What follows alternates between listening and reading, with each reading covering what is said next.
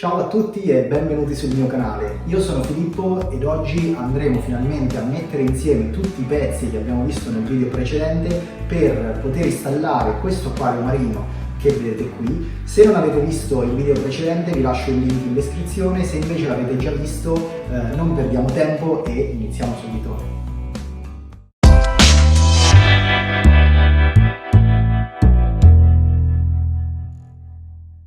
Eccoci di nuovo qui, partiamo subito con il montaggio del mobiletto che andrà a sostenere tutta la struttura, però prima di iniziare a montare il mobiletto dovrete un attimo pensare bene a dove volete posizionarlo. Questa può sembrare una cosa scontata, ma in realtà ci sono dei fattori di cui dovete tener conto prima di posizionare il vostro acquario, e in particolare dovrete assicurarvi che sia posizionato in un luogo sicuro dove non venga urtato per sbaglio, quindi magari lontano da un luogo di passaggio. Ma in realtà la cosa ancora più importante è che dovrete assicurarvi che l'acquario non sia colpito da luce diretta del sole.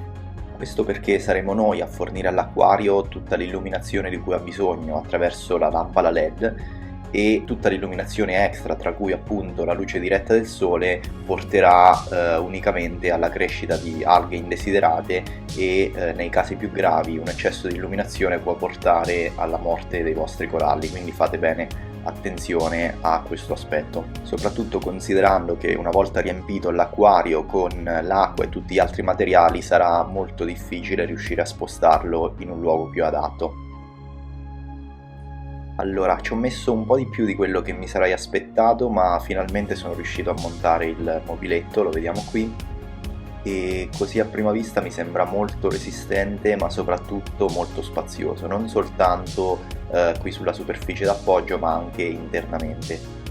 Ci dovrebbe essere spazio a sufficienza quindi per poter inserire il filtro esterno e poter conservare tutti gli strumenti che mi servono per la manutenzione.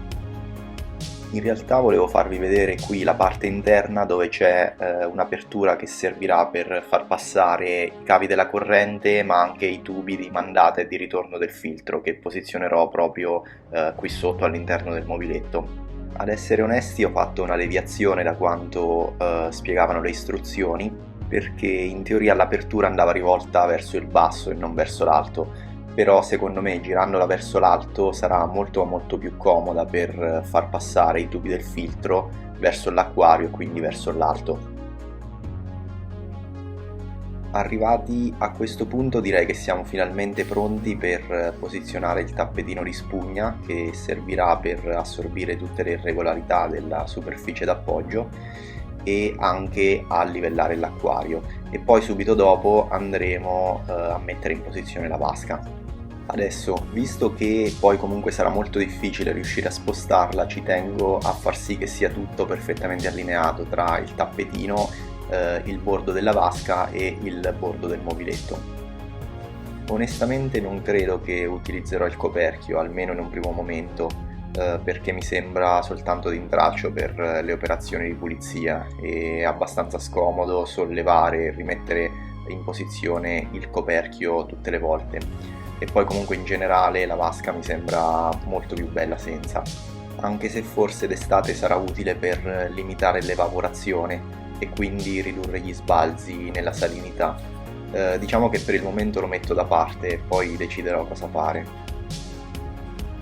Ok, adesso mi sembra finalmente tutto allineato, quindi possiamo procedere allo step successivo, che è il montaggio del filtro.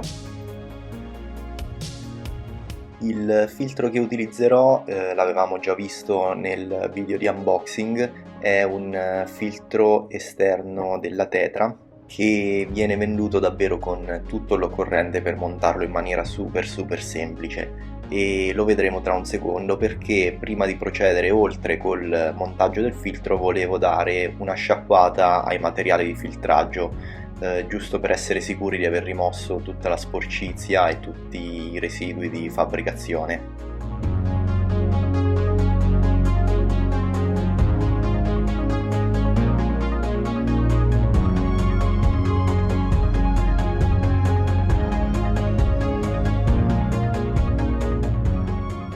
Una Una volta sciacquati i materiali di filtraggio possiamo rimettere tutto all'interno del filtro seguendo l'ordine definito dal produttore.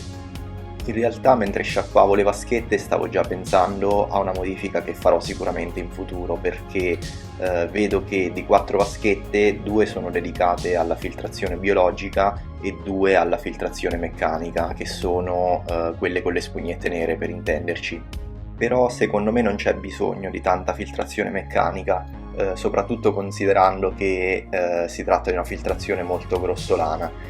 E quindi stavo pensando di sostituire uno dei 2 vassoi con le spugnette con altri di questi cannolicchi bianchi, in modo tale da avere molto più spazio per le colonie batteriche all'interno del filtro. Questa magari è un'operazione che farò tra qualche mese, anche in base a quelli che saranno i valori dei nitrati, perché per il momento il filtro va benissimo così come viene venduto. Ok, una volta inseriti i materiali di filtraggio all'interno possiamo procedere con il montaggio dei tubi di scarico e di carico e di tutti gli altri accessori del filtro.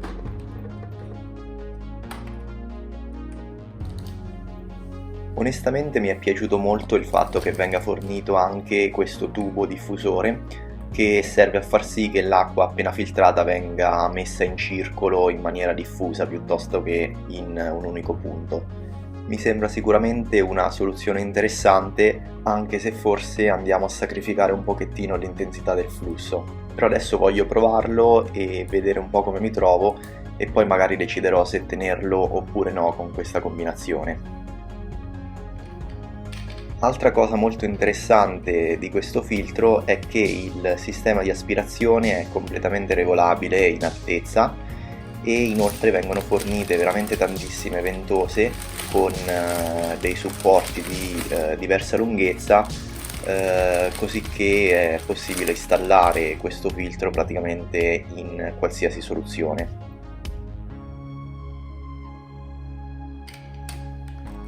Detto questo, procediamo a far passare i tubi nel retro del mobiletto fino all'interno della vasca, e poi subito dopo andremo a mettere in posizione il filtro.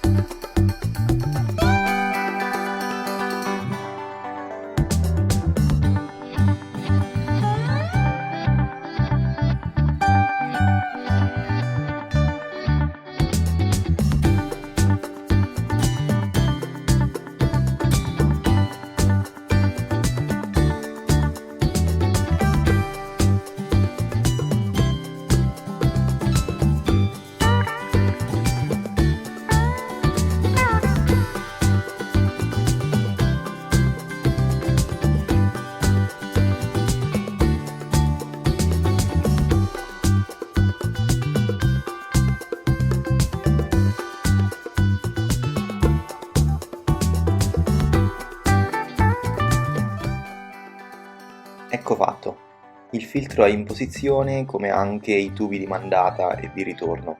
A questo punto direi che siamo pronti per iniziare a riempire il nostro acquario.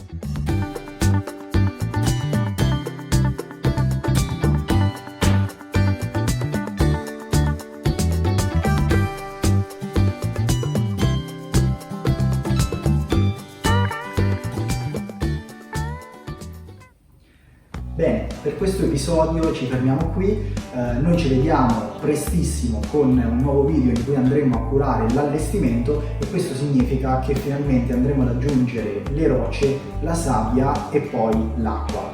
Se avete delle domande scrivete pure nei commenti, o se anche volete condividere le vostre esperienze, le vostre impressioni, Non dimenticate di iscrivervi al canale se non volete perdere i futuri aggiornamenti. A presto, ciao!